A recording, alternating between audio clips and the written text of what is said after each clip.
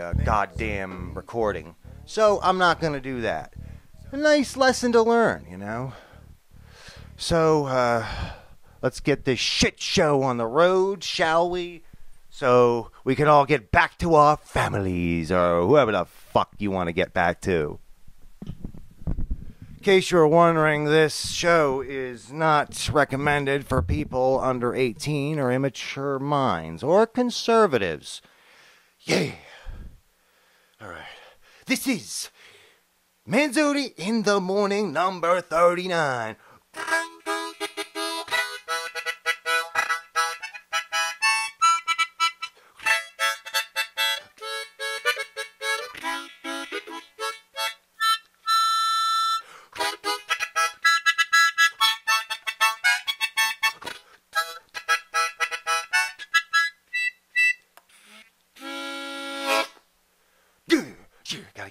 Gotta get pumped up, because I'm recording this shit, all right? I'm not the only person in this room. That's right. You're here with me. That's right. Today on Manzoni in the Morning, we're going to do some poetry, as per the norm. And we're going to do a story called The Intruder. And we're going to kick some asses, take some names, and write some checks that we can't cash. How about that? Sounds good to me? Sounds good to you. I'm going to start this off with a poem that will piss off any conservative that somehow found their way in here. This is called The Redneckler. Pat Robertson is a hoodoo priest. Quarantine day 8. Yet another day trapped in the grip of chaos manifest. The quarantine continues, though many doubt its veracity. But 'tis plain to see that it was serious. When they canceled the NBA, the NFL, the NHL, the MLB, is that enough for thee? If not, you can continue to say, Democrat conspiracy, and I will chastise thee in poetry. How has your Republican world treated you? Do you see what we're saying? Medicaid for all? Isn't that better than health care for the few? Especially when the health of the lowest member of society can now compromise those at the upper echelons. Your Republican senators let you all sick and miserable so that when your demagogue comes and trumpets a call for change, he can blame his opponents. He will blame everyone but himself and his undead army of vampires living in coffins beneath the Senate floor. They want no funds for health care because they have no health to speak of. Their bodies are animated by rites of satanic magic, and Pat Robertson of the 700 Club is their hoodoo priest, wearing colorful beaded headdresses that if he saw in public he would say, "Get that flim-flam off your head, this is America, buddy. Go back to Africa with the rest of them long-legged, godless, bone-and-nosed bastards." Yeah, well, fuck you, asshole. I am not the type to tolerate your intolerance. Your time is up. It's up for you and for the rest of your entitled descendants of southern plantation slave-owning shitfaces. God has come. He is here, and he is cutting a swath through our ranks in a heavenly attempt to make us see the light and to change our ways. What ways? Your so-called godly ways, your abandonment of your fellow men in support of your lab nationalist, conservative, libertarian-leaning attitudes. Whatso you do for the least of my brothers, Jesus say. Yeah, well, he must have been drunk, says the drunk sitting nearby the stage of my mind. Why won't the manager throw his ass out? Good Lord. Even in my imagination, the people who run these things are incompetent. Instead, there he remains, sucking down Bud Light like it was the last pitcher of water ever to exist upon this planet. As I go to continue, he opens his mouth. It's fruits like you that wanted a Jew in the White House. Well, that ain't my America. You're right, I say, standing halfway in the stage spotlight. So, we should have just let Hitler take over the world then. That would have been your America. Is that right? I ain't a listen to you, you prissy pants poet. I bet you're a communist like the rest of them. First, I say, go fuck yourself. Second, so America would have been better if our greatest generation threw in the towel right away. Isn't that what you plan to use to elevate yourselves over my generation, isn't it? Well, it's plain to say you are full of dog shit, horse shit, goat shit, elephant shit of the lowest degree. I won't stand for this, says the redneck. I'm spending good money here. Manager, someone help me, please. This poet, he ain't American. He's an Americant. But the manager of the venue is a gay black Irish Muslim. He stands there, arms folded, shaking his head. Realizing this, the redneck gets up and he storms out, waving his gun around, threatening all who sit or stand in his way. Get the hell out of here, I said. You motherfucking son of a bitch. I'ma get you, Manzoni, says he. He gestures at me with the gun. The clip pops out and spills 32 rounds. They're rolling waywardly under tables. As he kneels down to pick them up, one by one the audience turns upon him. They arise from their seated positions. They arise and say, get lost, get out of here at once. You're all a bunch of worthless, bleeding heart liberal cunts, saith the redneck. The fuck was he doing at a poetry reading anyway? Someone adds. Obviously, he needed a place to be himself, and that self, his best self, was what we experienced. So, where were we? I asked, laughing, mic in hand. Let us continue. All right, let us continue. That's right. I was writing a poem a day for the start of the quarantine, and then with all the isolation and all, I got just so isolated and just out of touch, and I started just being like, what the fuck? All my writing about is fucking shit. Misery, suffering, sickness, stupid-ass politicians. Well, I mean, if the shoe fits, right?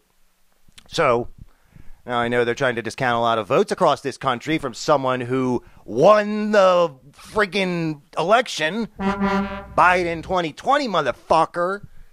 Okay? They're trying to act like they've got a chance at keeping the tyrant in power. Well, you know what? So I wrote a fucking poem about it. This is called Every Vote Counts. Boom. 2 cameras. 1, 2, right there. Every vote counts. It has been 3 days since the election of 2020. And we're still awaiting the final results. For the orange clown shoe, 'tis not looking so good. Oh, it did at first. That's because his base had no qualms about entering a confined public area due to coronavirus. It's been almost a year. It's still going. And the worst president ever never came up with an adequate plan or testing strategy. All of his best people were simply for naught. Naught!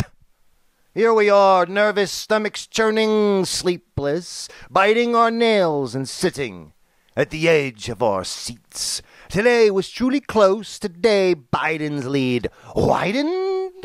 Biden widened. While T sicked his army of lawyers upon the already over-encumbered states whose results displeased him. The calling of which is the mating call. The mating call of the great American loser. Losers which, after all, are the worst from T's perspective. Once these votes are sorted out, we'll have our answer and our new era for this country. Biden received more votes than any candidate ever in American history, and you can't change my mind about that. A feat that few cannot deny except the sore loser, lame duck fuck, and his cadre of sycophantic well-wishers. So pack your bags, old boy. It's time for you to go back to Florida. I'd say Trump Tower, New York. Oops, I slipped. But even New York has had it with you. Thank you for a miserable, insufferable 4 years that felt more like an eternity. Each day was a trial, a test, so foul I thought it might be a test from God himself. Test us like he tested Abraham, Moses, Job. 4 years of fucking savage hell. And we have finally begun to emerge from the other side. And the glorious sunshine above, it has never been quite so bright. Oh, isn't that nice? So, they closed everything again this week, more or less. You can't come to get food anymore in Washington. You can't sit down and dine. You got to take out. And it's taking out a lot of our businesses because they're just shuttering one by one. It is depressing driving around town. All the corporate places are doing pretty well. They've got the tax breaks. They've got all the benefits, the socialist benefits, as a matter of fact. But what about the little man? What about the guy? All right, shop local motherfucker guy. All right, he's suffering. They're dying. They're languishing. They're suffering. They have to sell their businesses and start anew somewhere else. It's fucked up, and I don't like it. I think that if we're going to bail out giant corporations, we need to bail out the small companies that are really hurting. Okay, so you bail out the corporations and they just sell off a bunch of their stocks and act like a fucking bunch of jackasses. I hate that. There's so much suffering and intolerance and hate and horribleness in this country that it's making me sick. But thankfully, it seems like we are at the dawn of a new era. I'm referring to my poem that I read last live stream. Or maybe it was the one before that. Either way, here's a poem about reopening the state. They're reopening the state, calling it Phase 2. Is it too soon? It would seem so. Businesses scramble to open their shutters, while masked drivers, smelling their own befouled breath, patrol the streets. Quarantine went on for so long that I lost count of the days. Remember when life was simple? No, you say? Me either. There's always something round the bend, something perfectly capable of throwing us for a loop and making our jaws drop. Was it worth it? Republican lawmakers, lobbyists, lick spittles, corporate cocksuckers, congressmen and women, and shit fucking good-for-nothing senators. You are prepared to sacrifice a great swath of your choice, most dedicated demographics, in order for the worms up top to make a few quick, cheap bucks for the billionaire class, leaving what shall amount to table scraps for the small business owners that follow. They are reopening the state, reopening the nation, and I wish I could be more optimistic. But let's be realistic. A lot of folks are gonna die in the meantime. What a crime. What folly. The numbers were down already. They are higher than they have ever been since April. It's almost as if it was all a complete waste of fucking time. How can we stay surprised? Reopening our world, Spokane, America. We left our houses to find the roads, all led to cemeteries. Well, that's kind of dark. Well, we're in dark fucking times, aren't we? Shit. I thought this was going to end sooner. It hasn't. We're still going. And, just got to fucking batten down the hatches and fortify ourselves like I'm fortifying me in this office. Doing the podcast with the hope that someday I will be a famous writer. Okay, I'm putting it out there. I'm putting the energy out there for the love of God. By the way, don't forget, this exists.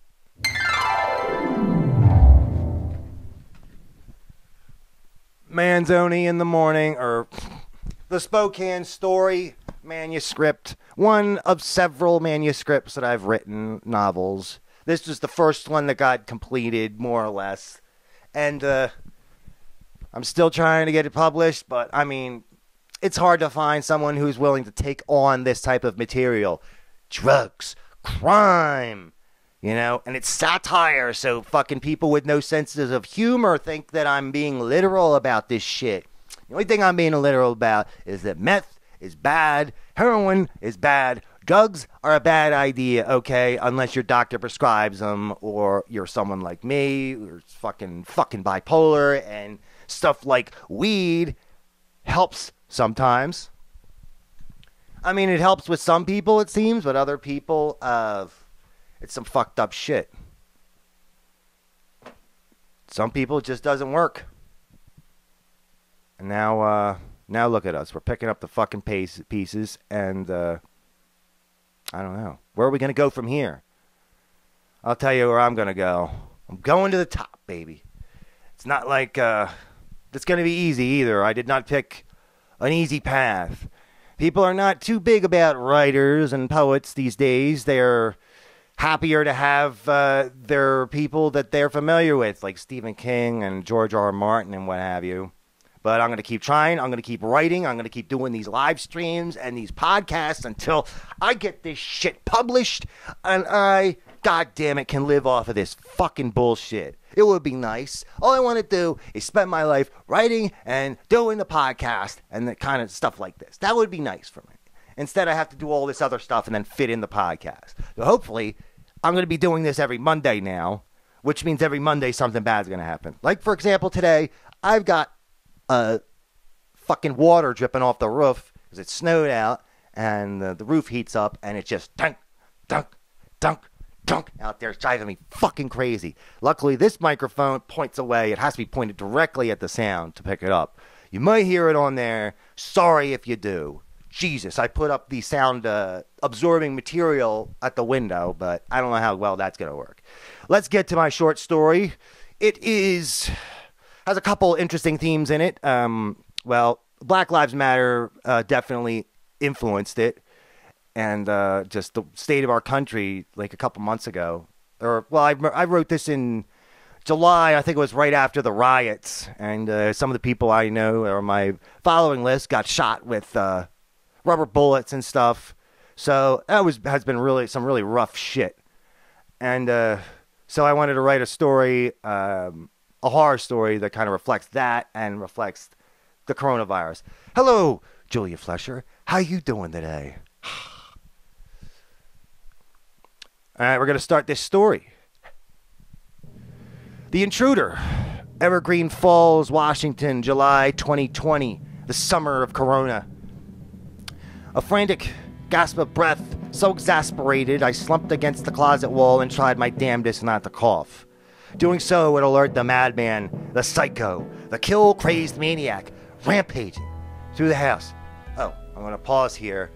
The main character of this book is a mixed-race woman, okay? Some people are going to say that's cultural appropriation, but you know what I wanted to do? I wanted to make a horror story where, usually black people get killed first. That's a given. It's ridiculous. Look at a fucking Stephen King movie and see that. All right? If you're black, you're dead.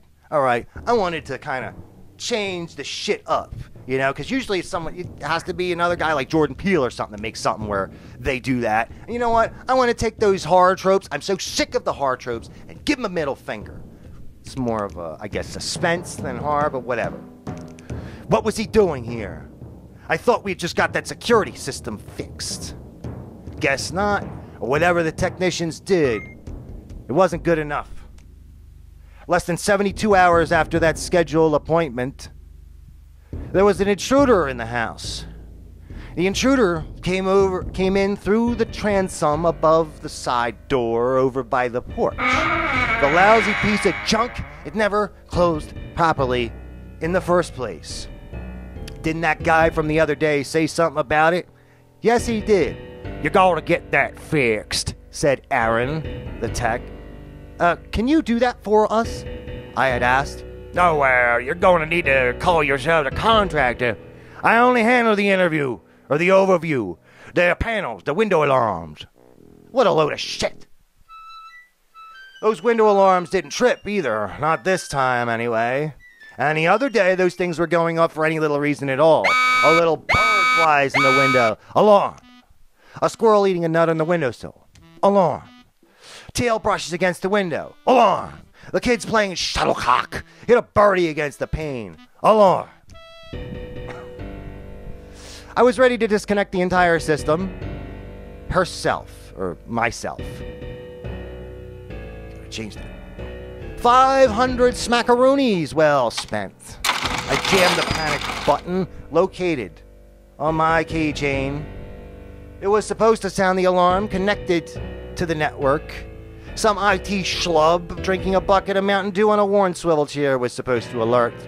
The police was supposed to, but this time it didn't happen. Wait, was that him? Oh my God. Footsteps. First, they approached stealthily, gently, but then they increased in momentum and intensity. The drawers in the living room were being opened, one by one. Then, a crashing noise. It sounded like the intruder tore the drawers out and hurled them against the room into the TV. Before the set shorted out, oh shit. There was more crashing. More crashing. Furniture was being turned over. I've got to pee, I thought, holding my legs together. Thanks a lot, body. Oh, fuck. Now, I'm hungry too. Why does this always have to happen at the worst of times? The door swung open. Hands, they came for me, grabbing at my hair, my skin, anything the monster could grab onto. The hands, they were adorned in fingerless gloves. The perpetrator obviously didn't seem too concerned about fingerprints. The strength was formidable, but nothing I couldn't slip away from. Thank you, Terror Sweat. Your rank oiliness turned out to be a boon. I got a decent look at the intruder. He was carrying a huge mud-spattered hunting knife with camouflage electrical tape wrapped around the hilt. It was wearing a black coronavirus face mask with an open set of mouth and teeth emblazoned upon it, so that it looked like it was going to take a huge chomp out of you. He wore a stocking over his face behind the mask, stopping at where his upper lip would be. A few little tufts of black hair peppered with gray escaped at the fabric borderline. It may have been a mustache or part of a beard. His eyes were pale blue. Dead. Dead. Perhaps they would have been described as dreamy on a non-psycho, but this was the real deal. "Get away from me!" I screamed, and on the way down and under through his D's, I slammed the butt of the pistol into whatever was hanging there.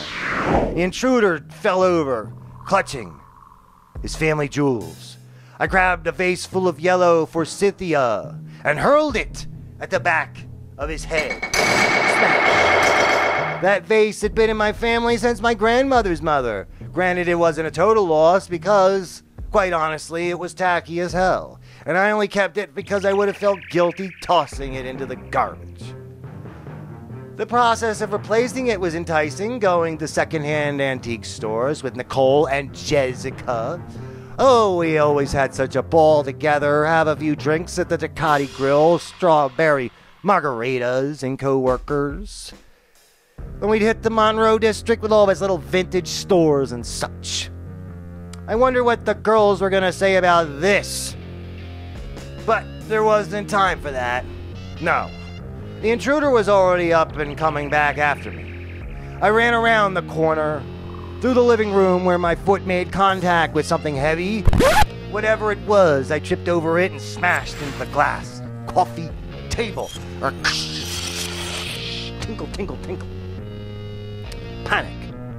I flailed around frantic. The intruder was hot on my tail, and I had no time to be fucking around on the floor. Then what I saw caused me to shriek in a way I never thought possible.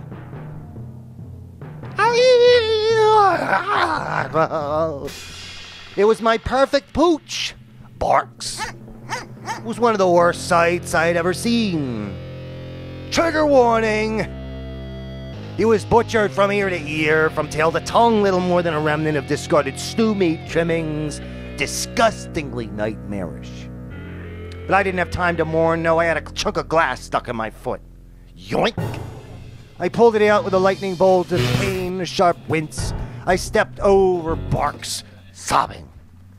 What I did to your dog, said the intruder, I'll do to you 10 times over. You motherfucking son of a bitch, I screamed, shaking my fist at him. I said, I'll get you for this. Pure panic.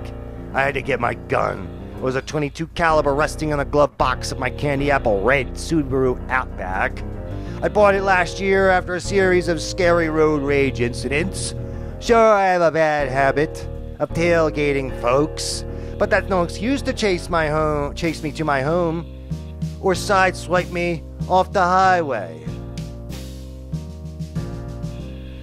People had been getting shot over these seemingly petty road disputes. Angry middle-aged white men driving big trucks. They were usually short, too, with the hardcore Confederate flag hung up in the back window, Blue Lives Matter, and All Lives Matter bumper stickers. Sandwiched between a T for President 2021. I'm not dignifying the scum sucker by saying his name aloud. He's like Lord Voldemort. Oh, and we can't forget about the truck nuts hanging off that motherfucker. A few months ago, one guy followed me home and pulled a gun on me. I told him to shoot me, but he didn't have the guts. So he shot out my tires and sped away. But where was that bold courage now? He must have been a cop. I reported him, his license plate, but nothing came of it. Figures. Do you know the Golden State Killer was a cop? That's how he got away with it for so many years. And the cops sure didn't catch him. No, Patton Oswalt's wife did. Rest in peace. Sometimes it takes a woman to get the job done. I don't know what it is about testosterone, but it tends to affect the senses in a big way. Why else would so many men I see be driven by anger? Yet in the same breath, they'll rant on and on about how crazy hormonal they think us women are. I ran to the house. It felt like a horror movie, one come to life and on a one-way track to insanity. The intruder didn't pursue me at a high speed, no. He was slow, steady, reminded me of Jason Voorhees without the mask. Exiting through the back door, I ran through the flower beds around to the driveway, trampling peonies and hostas. There's my car. Finally, I thought, escape will be sweet. First thing I did was grab the other gun out of the glove box. Then I started the car, no problems. The intruder was only a dozen yards away. I flipped him off, put the car into reverse, and jammed my foot down onto the heavy gas pedal. Frump. My tires, they exploded all at once. He had set a trap, carpentry nails hammered through thin pieces of plywood arranged so that I'd back over them in my escape. Deviant son of a bitch. The axles of my vehicle met the driveway, sparks, but that wasn't going to stop me, not yet. My neighbors were finally roused. The bathrobed, balding man, Wilbur, came outside and stood on his porch, scratching his crotch. He always stared at me when I'd sunbathe by the pool. Ugh. What a fucking creep. But as creep as he was and is, I still felt a small glow of relief. Help me! I shrieked. This guy's after me. What? Said the man. He seemed to be processing what was happening. What'd you do to him? Nothing! I yelled out the window. Why did I have to explain myself? Shouldn't he have simply come to help as soon as he saw me being chased in the middle of the night? Knowing him, he probably thought it was my fault somehow. He was a conservative type, the type of person who blames the victim, no matter what the circumstances. Like I deserved to be trigger warning, raped, and murdered because I was wearing next to nothing in the comfort of my own bed. Fuck that guy with a barbed wire strap on. Instead of providing any useful assistance, he made a disconcerted huffing noise and returned indoors like, now, nothing to see here. I was gonna remember that, especially come Christmas time. That fucknut never had any qualms about taking a Ziploc baggie packed full of sugar cookie trees and chopped off but still smiling Santa heads. The intruder leapt onto the passenger side rear view mirror of my vehicle and held onto it for dear life, leaving bloody streaks where his fingertips had lain. I guess he's a friend of yours, said the intruder. He threw his head back and cackled in a way someone who never, ever has a reason to laugh would. Jamie couldn't be more help, but I can. I can, oh yes. He tried to reach in through the window. I put the window all the way up, and it crushed his pinky right at the nail bed. Ba-chunk! A small white blip appeared in my mirror as I increased the speed of the accelerator. Presumably, that was his finger. I'd much rather have been something else small, white, and slender. But that's the way this shit's gotta be, I guess. Perhaps the worst part was this fiendish son of a bitch did not seem affected by his newfound injury. He used that same injured hand to bash through my window. Guess there was no time like the present to take advantage of that shock. Yes? I was running out of options. Driving down a sleepy suburban side street at this time of night, a skunk came out from under a nearby parked car and almost got flattened. My car didn't exactly get sprayed, but the intruder sure did. Once I got a whiff, I couldn't forget about it. Then I took a shot. One shot. Pow. 2 shots. Pow, pow. 3 shots. Pow, pow, pow. Thump. I saw the body collapse off the vehicle and hit the ground. No, not to waste a chance like this, I flipped the gear into reverse and gunned it, hoping to turn my foe into a flattened confectionery bag, squirting chunks and icing out of 2 holes. One big and one little one. But the intruder rolled to the side, leaving a large blood streak behind him on the pavement. Follow that patch of crimson down the bloody old road of Oz. That's how we laughed the day away. Ha ha, ho hee hee hee, la la.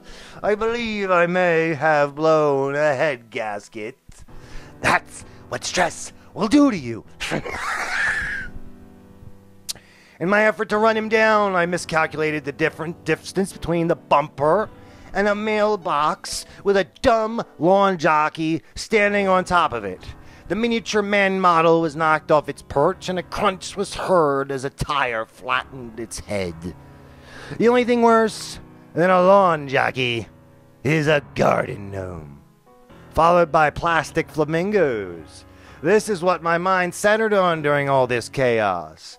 I believe it is part of a deep-rooted survival mechanism, one that I have yet to understand or ever will fully. A stone-faced devil woman came outside, judging me, with a phone in her hand, probably calling 911, I thought. Good. Then I thought about the way women were treated in this state of Washington. It's horrible how much a woman has to go through to prove she's being domestically abused. It's an atrocity. We can thank the men running the government, the men who believe in their cold hearts that they know best. And if something happens to a woman, no matter what, it's her fucking fault. She did this to bring it upon herself. I wouldn't be surprised if I was the one who went to jail at the end of all this. That's how little faith I had in the system, or as I like to call it, the shit stem. That's why I started going to work on my writing. Only 1 year left until graduation. I think my great aunt Penelope left me a trust. Sure, it wasn't the fun kind of trust, but it was there to pay for my education. And with that in mind, I could not turn my back on university and all the status quo bullshit that it represents, especially since so many of my friends, like Rita, like Vatressa, like Anne, they never got a chance. Thanks to drugs and horrible men, they died young, overdoses, suicide, and strangled to death. Her husband only got a 1 year sentence at Airway Heights. The judge knocked it down from 10. He was out in 6 months. And he still harasses me when I encounter his ass at the convenience store. The fucker. These are the kind of women who have been devoured by the system, by American white trash beautiful culture. And from that system, in Washington State, there have emerged a variety of serial killers. Emboldened by this, Bundy and Ridgway are the most famous, but now I was in the sights of a similarly spirited demon man. Oh wait, it didn't load one of my paragraphs. But there's also John Allen Muhammad, a.k.a. the DC Sniper, Robert Lee Yates, the Spokane serial killer. I don't know why, but these dark figures captured my attention as well as my imagination. And a lot of good writing has been penned in that regard. Well, good being a relative term. But now I was in the sights of a similarly spirited demon man, and I would do whatever possible to avoid my personal capture and unceremonious destruction. That includes killing the fucking bastard. Survival of the fittest, right? Only the strong. This was where my vehicle got stuck. It figured. I kept gunning the accelerator to no avail. It kept seeming like I was gonna free myself, but at the last moment, the car slid back into its previous position. This cycle repeated 3 times before I flung the door open and exited the vehicle. By this time, I could hear sirens in the distance. I knew it. The Karen devil woman called the cops on me. Of course. And considering what has been going on lately in this country, with the Black Lives Matter protests, police brutality, and the entitlement thereof, the revival of white supremacy thanks to President Fuckface, by being mixed race, I had much more to fear than the killer. Oh shit. Shit just got real. Wasn't it already, though? The intruder leapt onto the roof of my car and ran down the windshield. The heavy footfalls of his boots put a series of cracks into the tempered glass. I turned on the wipers and that tripped him up. He fell down, face first. And then I had an opportunity. Blam, blam, blam. I emptied half a clip into the bastard.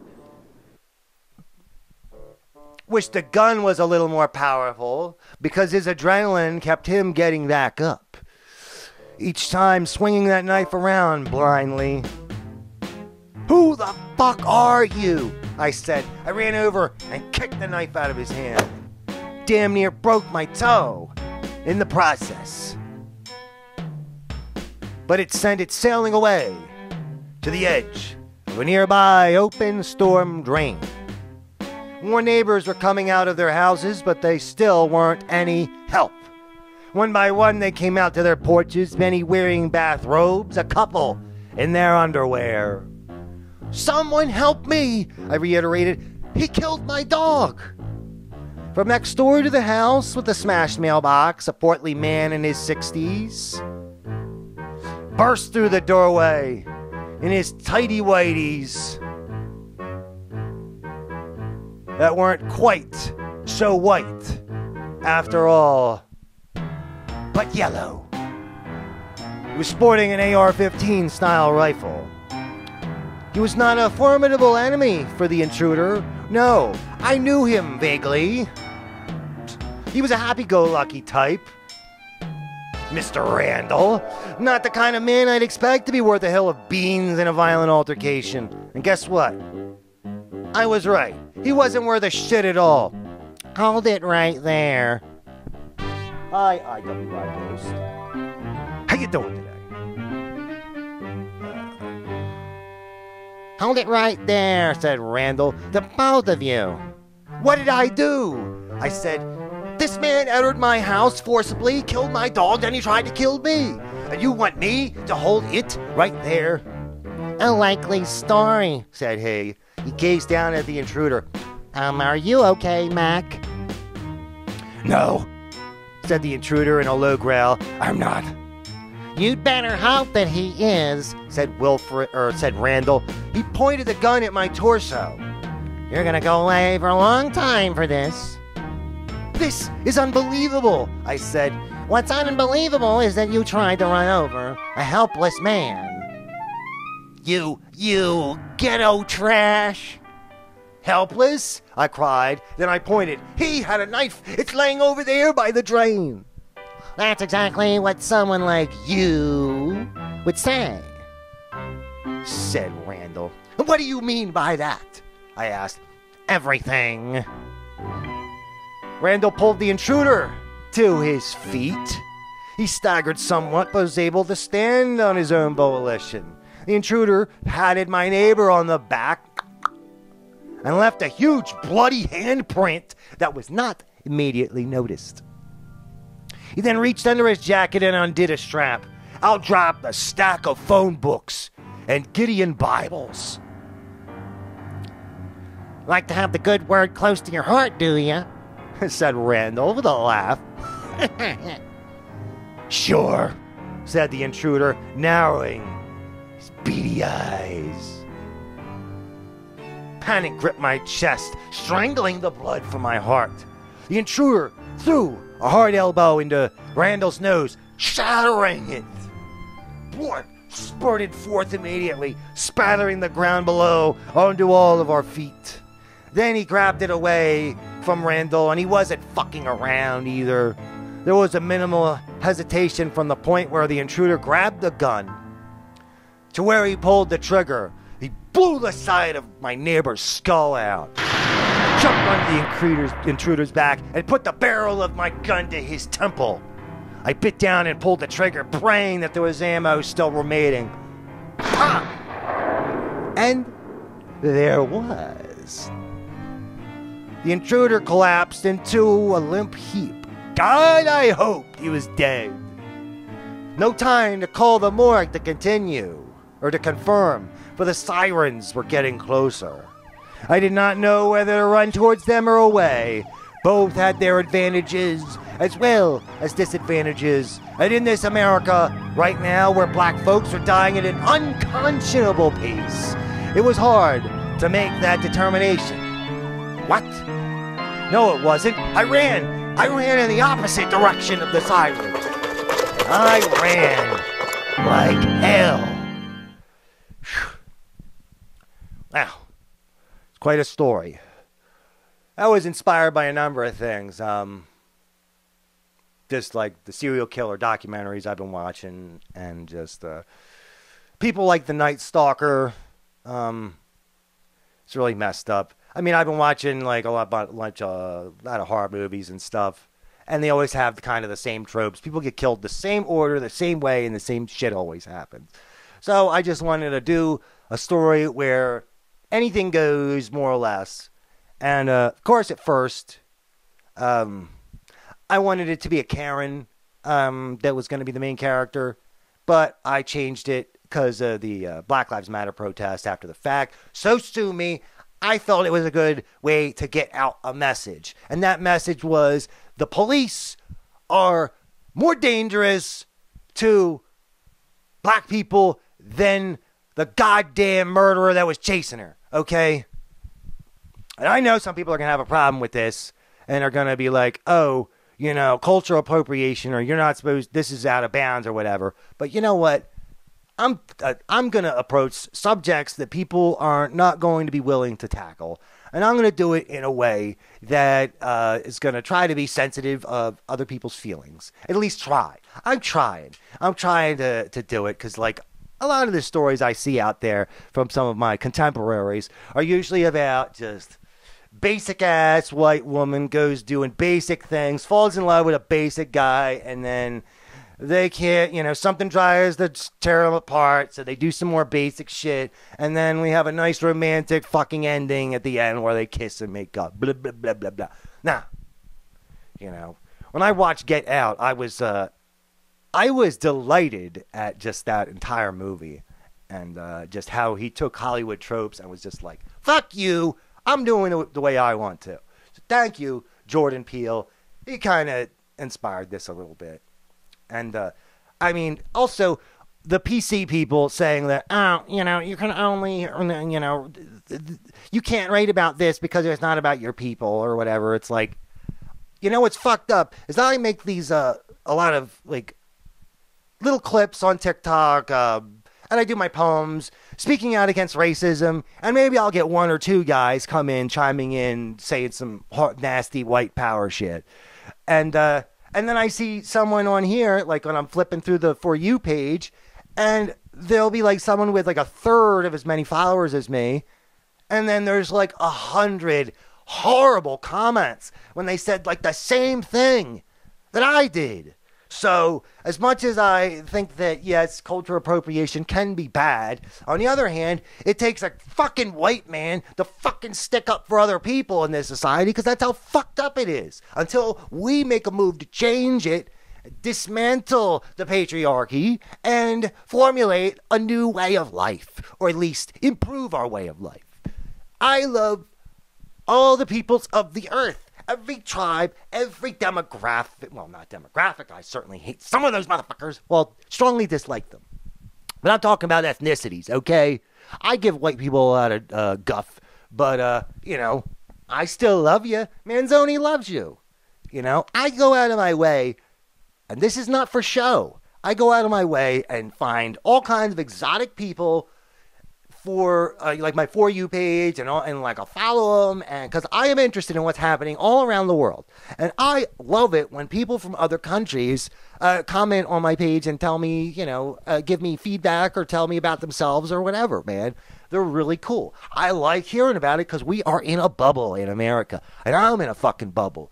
I don't leave this house much, and when I do, it's, you know, some fucked up shit. Like right now, you're not supposed to leave your house for fucking anything. But, you know, so where do I go? I go to the grocery store. I go to fucking Walmart, as much as I don't like that store very much. Go to some fast food or whatever. Go to the weed store. And that's about it. And it's only going to get worse, so I better fucking improve this podcast, which you could also improve if you donate to my Venmo at Paying Manzoni. I will improve all kinds of stuff about this show, from the microphones to the cameras to the set pieces. I would love to get some more costumes for my characters. That would be amazing. So let's do another segment, shall we? This is called I Gotta Hold This Off Camera because I don't want TikTok banning me. I'm not smoking. I'm going to do the weed of the week. Hi-oh! Weed of the week. Weed of the week. What? Weed of the week. Weed of the week. Weed of the week. Whoa, whoa, whoa, whoa. Hey, hey, hey, hey, hey, hey. All right. So, we got some... Hold on. How am I going to take this off camera? Okay. We got some... Blue Lights, half ounce from Burnwell. Okay? Very nice, delicious smelling weed. I know I've reviewed this before on the show, and it's always good. It's a little expensive. Well, not too expensive. It's $100 for an eighth, or a half. That's some good weed. Very good. 21% THC, 0.1% CBD. Classic. I recommend this. You can pick that up at Cinder, Spokane North. It's on Division Street. My favorite weed store. If you go on Leafly, you can put an order in and then just pick it up. They'll take it out to your car. Or you could put the order in and then they'll be ready behind the counter when you go into the store. Very nice. My next thing that I'm reviewing, well, I guess I didn't review it yet because I haven't smoked it. But I will, and I'm excited. It's called Berry Moon Blend. Oh, yes. Very nice. From, where the fuck is this from? From Raven Grass. Ooh. Blueberry Moon. Very nice. I like this a lot. I'm going to like this. It's Frida plus Blueberry Trainwreck. It's going to be good. I got to admit, I can't smoke weed as much as I used to. It gives me anxiety. I mean, I do smoke every day, but I don't do it like as much as I used to, which was get up in the morning, start smoking, smoke all throughout the day. You know, I might take a couple of hits around lunchtime, but then, you know, I don't make it like, I guess I'm not going to say a habit because it is a habit, but, you know, I'm not making it my life. I have something else that I'll also deal with, that I haven't talked about before on the show because it's a strange subject. But you see these accounts all over the internet, and that's they're selling Kratom, which you might see in the at the liquor store and your local gas station. It is a powdered leaf from Asia, and it's primarily used for people who used to be heroin addicts, and then they quit, and then they're like, you know, because now they don't want to be on methadone or Suboxone, or they can't get to the doctor or whatever, so they order this stuff, and it's pretty effective, but I would only recommend it for short-term use and for only people who are like really hardcore addicts who need something, you know, a daily boost. But you're not supposed to do this every day because it is addictive. And I've been doing it for like 3 years. Every day I got to do it every 4 hours or I start getting sick. But since it's over the counter and I can order it, you know, there's plenty of websites to order it from, like this one. This one's from Cat's Botanicals, Digital Buddha. They usually have very Zen kind of names. And it's very... This is a good blend. And then Above the Ways is another one. They smell really good. It's the ones at the gas station, they smell like and taste like shit usually. And they're pretty weak because I guess they're 1,000,000 years old. But, yeah, Kratom. I do more Kratom than I do weed now. But, I mean, as a consequence of this and the medicine I'm on, it has made it so that when I do drink alcohol, it's very kind of unpleasant. So I'll have like one drink, and even that, it fucks me up too much. So I went from being I don't know, I used to drink as much as I could every fucking day of my life. Right up until August of 2014. So they always said, you're an alcoholic. You're going to be that for the rest of your life. Well, I was an alcoholic and I had withdrawals like a motherfucker. So I had checked myself into a psychiatric hospital for being suicidal. And then that's where I got my alcoholism treated, which I would have tried. I tried to get into rehab and there wasn't enough room. There's never enough room for rehabs. And anytime I try to go to fucking rehab, they say, you're not on enough drugs. Well, for some people, 12 drinks a day or whatever is too much. That's time to go to rehab or whatever. Or one bag of heroin, your mother will say that is too much, But if you go to rehab, they'll be like, oh, only one bag. You're like, they told me to lie on my forms and tell them that I was doing 10 bags a day to get in. So that's where we're at now, where we have a system where everyone's like, you did a tiny bit of this, you need to go to rehab. You are out of control. And then you get there and they're like, actually, we don't feel you're too out of control and you're not getting in today, so fuck you. Have a nice day. I hate that shit. So I stopped drinking and I started accumulating alcohol just because I wanted to. Especially when I was a drunk, I always wanted to have like a bar, like a little bar at the house, and then have bottles of stuff. And if someone came over, I could be like, "Hey, do you want a White Russian? You want a mixed cocktail? Hold the cocks," So now I got all that stuff, plenty of booze, not drinking it. And now I don't have any visitors because I can't do it. I just can't do it. Can't have the fucking visitors. I can't have fucking people over because it's a damn risk and you're going to have people crawling up my ass, if I do have visitors. Like, oh, you're endangering everybody. So remember, be safe. Wear your fucking masks. Always wash your hands. But not too much, otherwise your hands are going to get all fucked up like mine. Oh, they're starting to heal. But, Thanksgiving's coming up. You're not supposed to have your family over for Thanksgiving unless you're living with them currently in the state of Washington. I don't know how they're going to do that. There's a fucking curfew in California. That's unbelievable. I can't believe they're doing that shit. But it's good. So, guess we're going to start wrapping this up, huh? Oh, I have fun with you guys. You're all so fun. Love you on here. Thank you for all the Manzoniacs and Manzoni stands, well-wishers, but not the frenemies. This has been Manzoni in the Morning, signing off.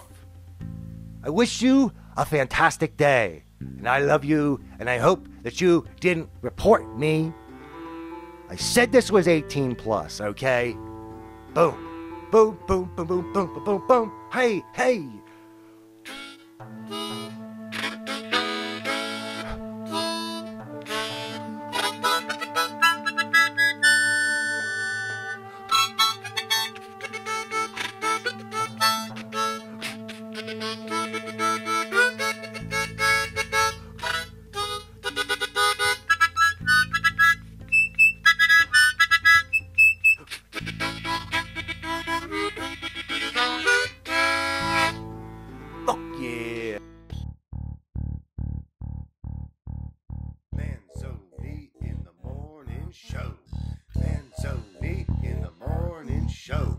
Manzoni in the morning show. You don't know where you're gonna go.